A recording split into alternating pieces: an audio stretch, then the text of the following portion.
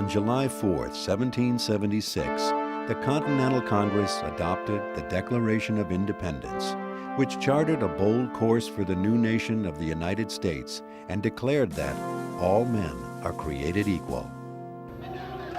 Many Americans have struggled to make that promise a reality. In the latter half of the 20th century, many groups, including women, Hispanics, Asians, Native Americans, and the physically challenged, fought for equal rights. But it was the African American civil rights movement that led the way.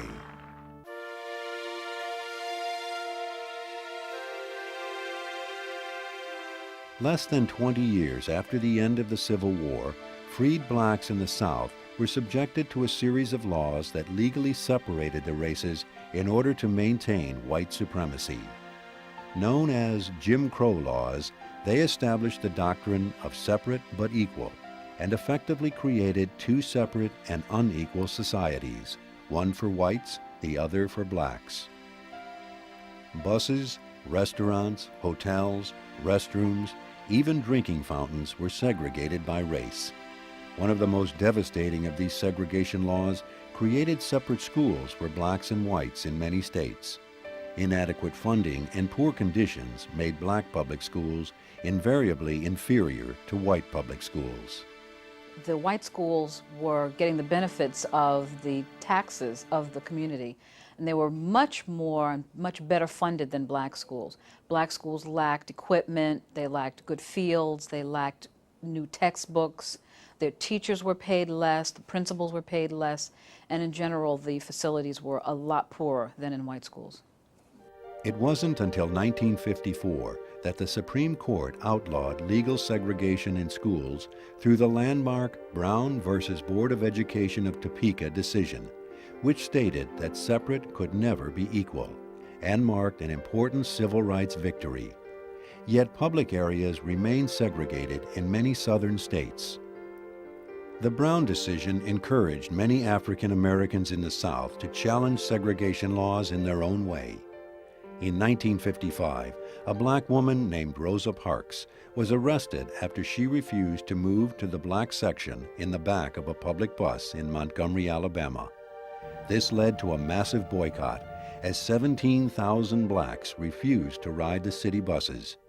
A year after the boycott began, a federal court struck down Alabama's law segregating public transportation. In January 1957, black ministers from across the South met in Atlanta, Georgia. Together they founded the Southern Christian Leadership Conference, or SCLC, and elected Reverend Dr. Martin Luther King Jr. as president. A passionate and moving speaker, Dr. King would emerge as the leader of the early civil rights movement. We're going to stand up right here in Alabama. King committed the organization to gaining civil rights for African Americans through nonviolent protests and civil disobedience.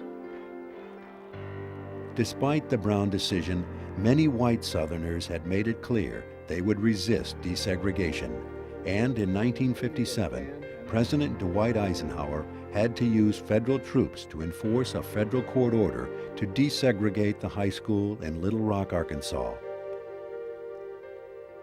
Still, it was clear that the winds of change were beginning to blow across the South. Vowing to follow Dr. King's call for nonviolence, 4 African-American college freshmen sat down at a whites-only lunch counter on February 1, 1960, in Greensboro, North Carolina. The students had staged one of the first sit-ins, a peaceful expression of their growing dissatisfaction with the slow pace of desegregation. The sit-in movement spread quickly to other southern cities, and most blacks remained committed to Dr. King's nonviolent tactics, even in the face of foul language, beatings, and arrests. The police would use billy clubs and cattle prods, electric cattle prods that you would use on big animals to jab people. Not to respond to that, takes an awful lot of discipline, and it takes an awful lot of courage. On May 4, 1961, a group of black and white protesters boarded 2 buses traveling from Washington, D.C. to New Orleans. Their goal was to integrate bus terminals on their ride through Georgia, Alabama, and Mississippi. They called themselves Freedom Riders. White mobs and members of the Ku Klux Klan slashed tires and firebombed the buses. Freedom Riders were beaten. Many were arrested.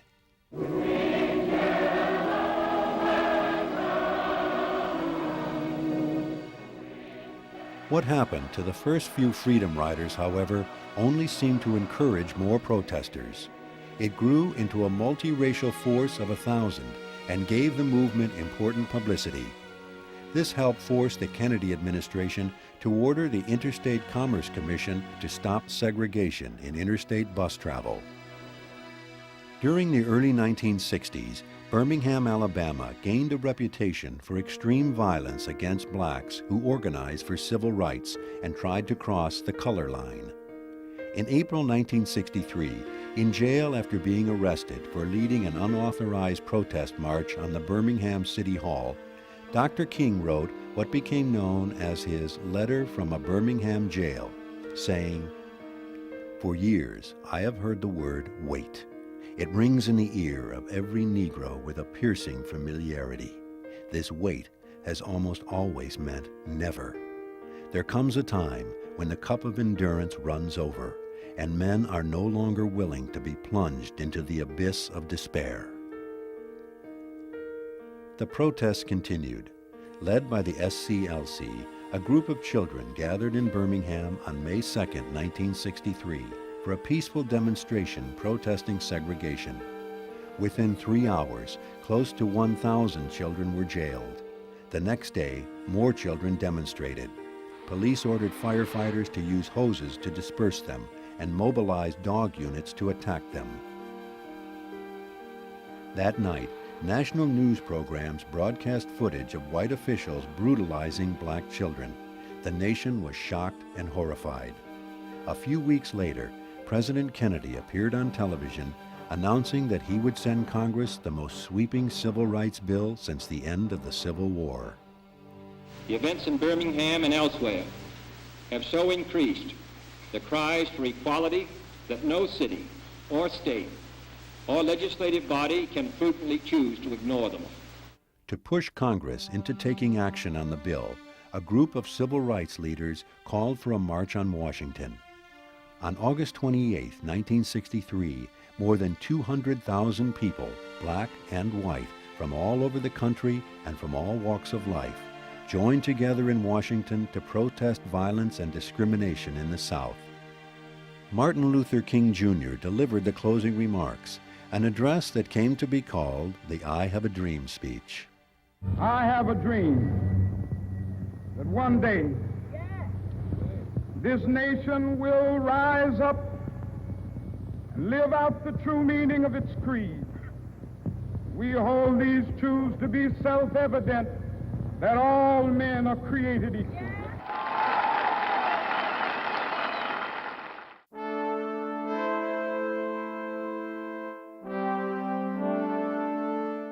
In November 1963, President John F. Kennedy was assassinated, with his civil rights bill still being debated in the House of Representatives.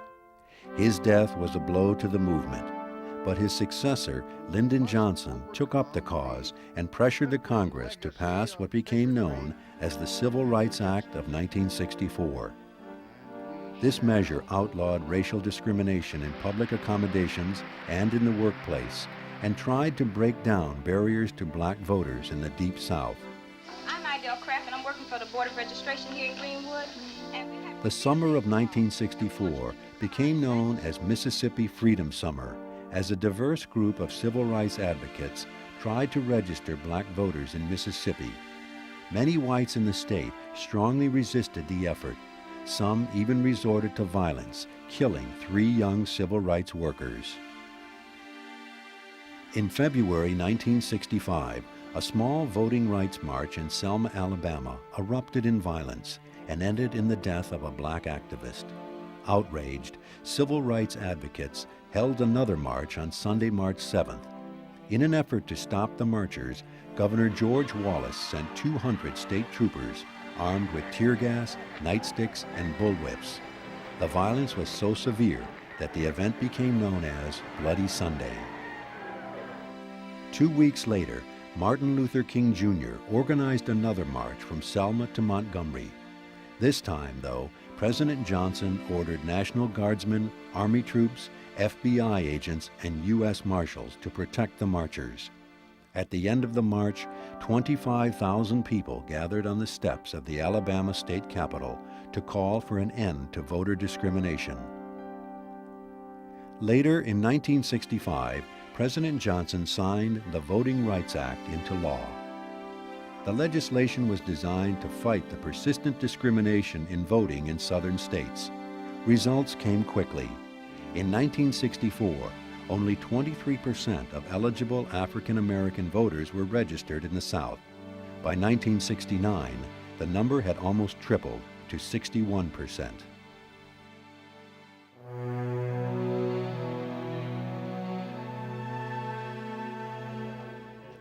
Even though segregation laws had ended and African Americans had won the right to vote throughout the South, economic and social discrimination against blacks continued. In contrast to the nonviolent tactics of Martin Luther King Jr., support began to build in parts of the black community for more forceful measures to promote change. Malcolm X, a Muslim minister and member of the Nation of Islam, came to be the most vocal spokesman for this movement. His slogan, "By any means necessary," illustrated how strongly he opposed Dr. King and his nonviolent approach to civil rights. Malcolm X and the Nation of Islam also opposed the concept of racial integration. Has integration solved the problem or made it worse? When you integrate a white community seeking better housing, history here during the past 10 years has proven that the whites cut out. They flee to the suburbs, and the community that you thought you were integrating soon becomes another all-black slum. Malcolm X was assassinated by rival members of the Nation of Islam on February 21, 1965. But his ideas formed the basis for a new generation of black leaders who had become frustrated with the nonviolent tactics of Dr. King. One such group, started in Oakland, California, called themselves the Black Panthers. The Black Panthers saw themselves as one of the many revolutionary parties in the United States that was willing to challenge the economic structure. Their style of presentation, with afros, with black berets, with black leather jackets, with their leadership in Oakland originally carrying weapons openly, certainly that image presented an image of danger to the American public. The radicalism of the Black Panthers expressed the anger and frustration felt by many African Americans facing persistent discrimination in housing, education, and employment, particularly in urban areas. From 1965 to 1967, that frustration exploded in race riots across the country. Some of the most serious riots were in the Watts district of Los Angeles, Newark, New Jersey, and Detroit, Michigan, where many people were killed and thousands injured.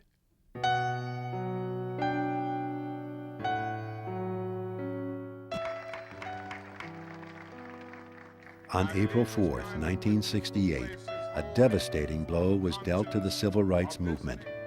Dr. Martin Luther King Jr. was assassinated by a sniper outside his motel room in Memphis, Tennessee. Police have issued an all-points bulletin for a well-dressed young white man seen running from the scene. Shock and outrage at King's murder sparked riots in more than 130 cities. My thanks to all of you, and now it's on to Chicago, and let's win there. Thank you. A few months later, on June 5, 1968, presidential candidate and former Attorney General Robert Kennedy was murdered. His assassination came just after winning the California presidential primary with a campaign that pledged to bring the races together. The deaths of King and Kennedy in 1968 marked a dramatic loss of leadership for the civil rights movement. The African American struggle for justice, however, had lit a fire under other minorities who now began to push for their civil rights.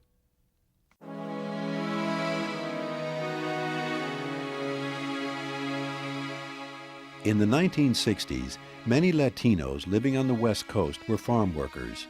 Many farm owners exploited these workers by routinely ignoring state laws regarding working standards. In 1962, led by the dynamic Cesar Chavez, the National Farm Workers Association, NFWA, was formed to try and improve working conditions. Like Dr. King, Chavez employed nonviolent tactics to achieve his goals. In 1965, the NFWA, later to become the United Farm Workers, began a strike against grape growers in California. Chavez and the NFWA also organized a successful consumer boycott of grapes that were not picked by unionized labor. By 1970, most grape growers had agreed to contracts with the farm workers. Later, California Governor Jerry Brown signed a bill, the 1975 Agricultural Labor Relations Act, that established collective bargaining laws for farm workers.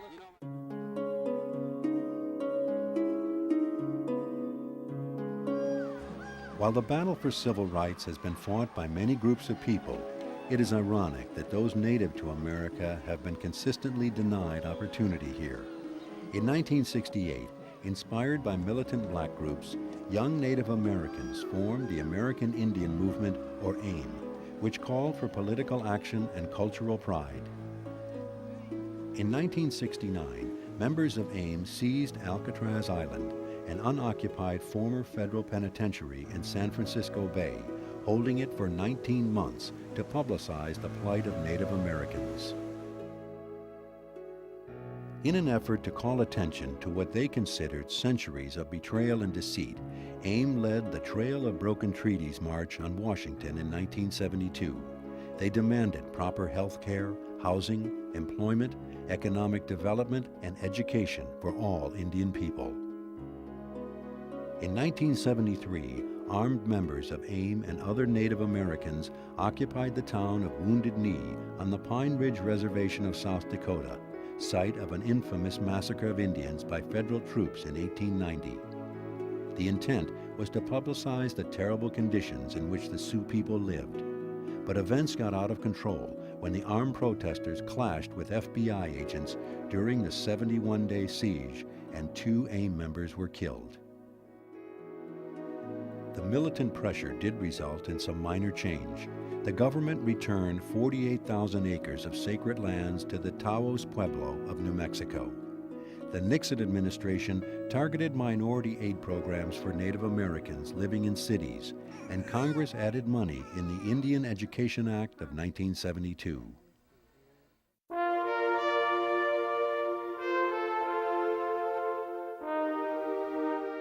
Asian Americans also pushed for federal help in overcoming problems related to inadequate health care and overcoming language barriers, as well as economic reforms, equal pay for equal work. When Hawaii became a state in 1959, Asian Americans were ensured greater political representation in the U.S. Congress. Since the late 40s, many Japanese Americans had sought justice for being forced by the U.S. government to live in internment camps during World War II. Although the government paid some monies under the Japanese American Evacuation Claims Act of 1948, it was not until 1988 that the United States government formally apologized and provided more substantial payments as compensation to the displaced Japanese Americans.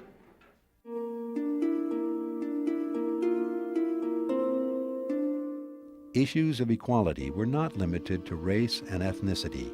The movement for civil rights also had a major impact on women. Women joined the industrial workforce in great numbers during World War II, enjoying a new measure of economic independence and job satisfaction. But many left the workforce at the war's end as returning soldiers reclaimed their factory jobs. In 1963, Betty Friedan's book, The Feminine Mystique, pointed out the plight of the so-called housewife verbalizing the dissatisfaction of many women. Passage of the 1964 Civil Rights Act, however, would help change that. Title VII of that law prohibits employment discrimination based on race, color, religion, sex, and national origin. By forbidding discrimination by gender, Title VII would become one of the cornerstones of the women's movement. In 1966, Friedan and 27 other women founded NOW, the National Organization for Women, to help achieve their goals. NOW's aim was to take action, to bring about equality for all women. Equal job opportunities, along with equal pay, were at the top of their list. NOW pointed out that for every dollar a man made, a woman made 59 cents for the same job. NOW also focused on the value of women's work inside the home. They popularized the slogan, "Every mother is a working mother." Using Title VII as leverage, women began entering the labor force in swelling numbers at nearly every level of employment. Women also began earning college degrees in rapidly increasing numbers. Nowadays, the entering classes of law school classes are about 50% women. And in medical schools, the entering classes at least, are 30 to 40% women. This is a big change from the 1960s in terms of the opportunities available to women. NOW and other women's groups also work to secure reproductive freedom by calling for the repeal of existing anti-abortion laws. In 1973, the U.S. Supreme Court ruled that such laws were unconstitutional in Roe v. Wade. This landmark decision severely limited state abortion laws and effectively legalized abortion in the U.S.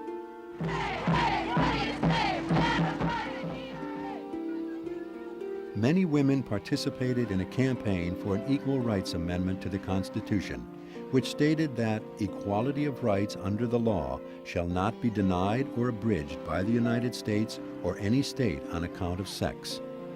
The ERA made it through Congress, but did not get the required approval from 3/4 of the state legislatures to become an amendment. Sex discrimination was not only a women's issue. Homosexuals protested discrimination based on sexual orientation, demanding the same legal protections as heterosexuals.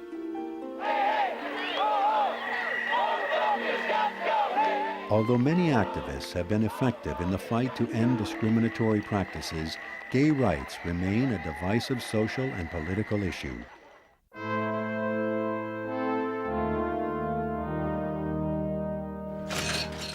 Like other groups, rights for the disabled have often been overlooked.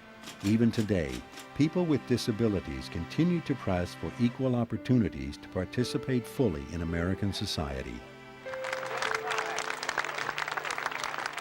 The 1990 Americans with Disabilities Act represented the single most sweeping civil rights legislation since the Voting Rights Act of 1965. The bill banned discrimination in the hiring, promoting, and firing of persons with disabilities. In the space of 40 years, the civil rights movement made important gains. Legal segregation came to an end. Discriminatory practices in housing and the workplace were outlawed, and the concept of equal rights began to expand beyond groups defined by race. In 1965, the federal government, in an attempt to make up for past discrimination, introduced affirmative action.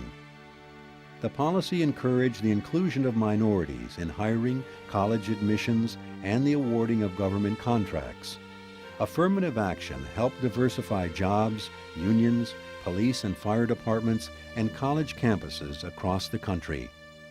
Nevertheless, many groups continue to strive for equality in America. It's fashionable to say, well, the more things change, the more they stay the same, and we really haven't made as much progress as we needed to make. Absolutely right. This country is not yet equal, but an enormous change has occurred. The people are diverse, but the goal is the same, to create one out of many, one body of individuals with equal protection under the law. As a result of the civil rights movements during the latter half of the 20th century, America has moved closer to the pledge of one nation with liberty and justice for all.